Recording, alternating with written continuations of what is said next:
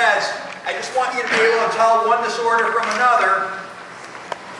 I'm going to badmouth all the antidepressants and the anxiolytic drugs and talk about cognitive therapy a lot.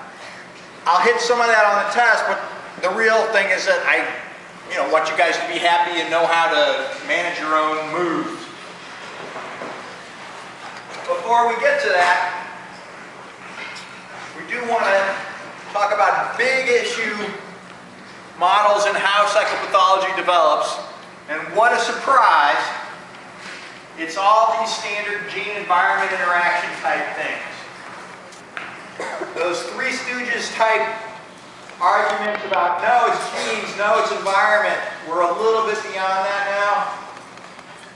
And particularly with the psychotic disorders, I mean, schizophrenia and disorders like that, we have compelling evidence there really is a combination.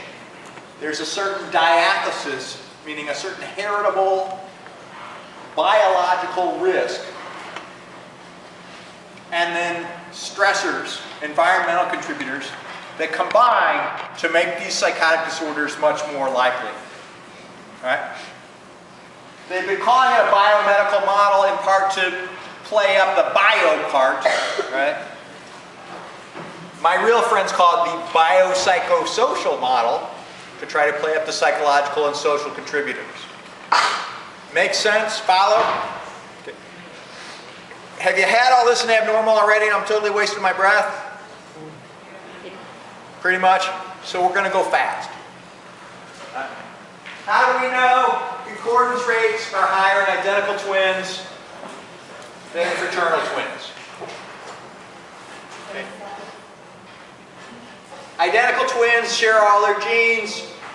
Fraternal twins in the long run on the average share what? Half their genes. Okay, in the long run on the average. Just like any other siblings. Okay? They have the advantage of they're the same age and they were even in the uterus at the same time. So comparing identical twins to fraternal twins can help us estimate heritability.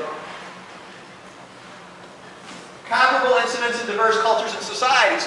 The fact that schizophrenia is just under 1% in a whole lot of different countries is a curious phenomenon and supports the idea that there may be a biological component. Right? There was a time when it was a little above 1%, but we got better prenatal care now and things like that, and that seems to be part of the environmental contribution is exposure to rough stuff in that second trimester of pregnancy. Right? But these are sort of how the argument is formulated. Follow?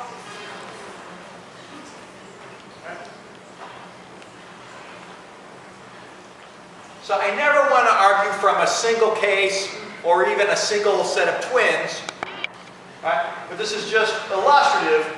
The enlarged brain ventricles in the twin with schizophrenia seems to be a finding we see a lot. And this may say something about the mechanism behind environment. If there is bleeding in the brain during delivery, right? If the doctor has to grab your head with a fucking forceps and yank you out of mommy, what a surprise. You're more likely to show these psychotic symptoms, especially if mommy's already schizophrenic. All right? So you have that heritable component and this environmental insult. That increases the likelihood of a psychotic disorder. And so here you can see this one's identical twin brother, who doesn't have schizophrenia, also doesn't seem to have those enlarged ventricles, those bigger holes in the head. Right? I realize this sounds super biological anyway, but at least there was an environmental contributor. That this is part of what makes this happen. Follow? Alright? Then what you'll notice is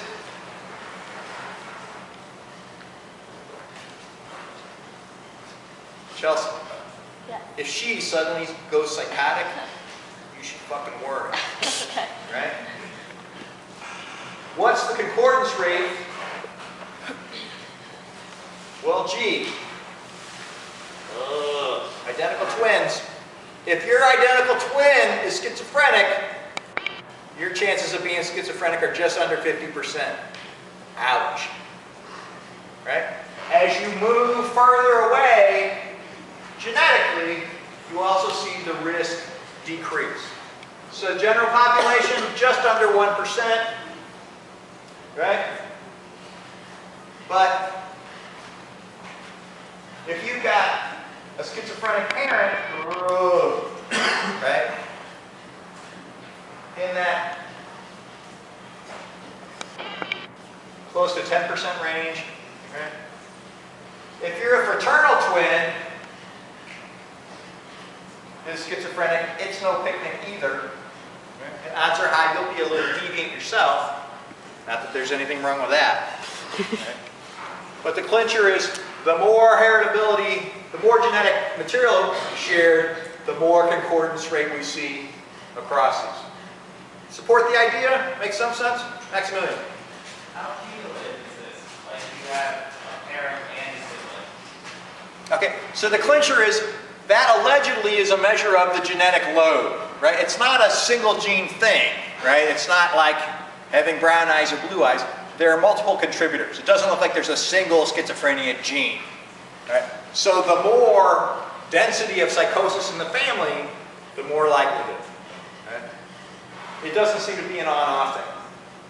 When I lived at the halfway house with, it's me and 10 schizophrenics basically, and then I would meet their parents, and their parents were total fucking freak balls too, right? But weren't necessarily. And then yeah, their siblings were also, not hearing voices, but had a lot of magical ideation. Right? Step on a crack, break your mother's back. They really fucking believe that. Right? That kind of stuff. All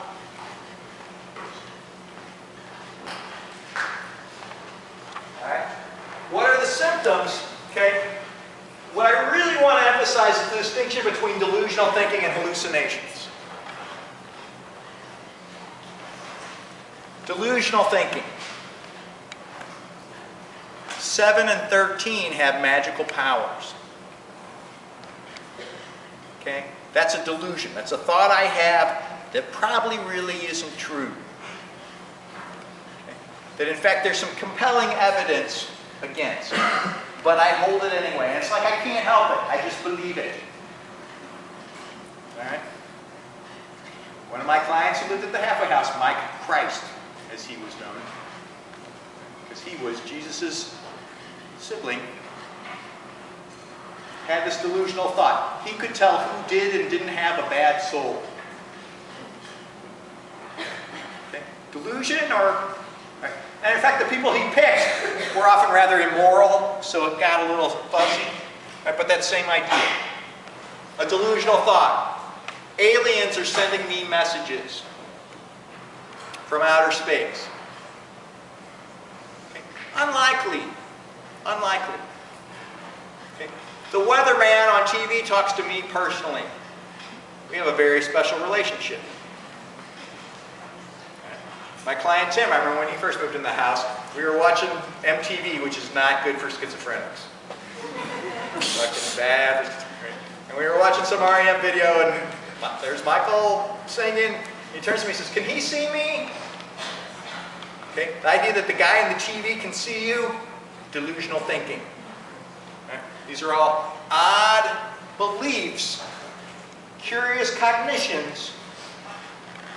All right?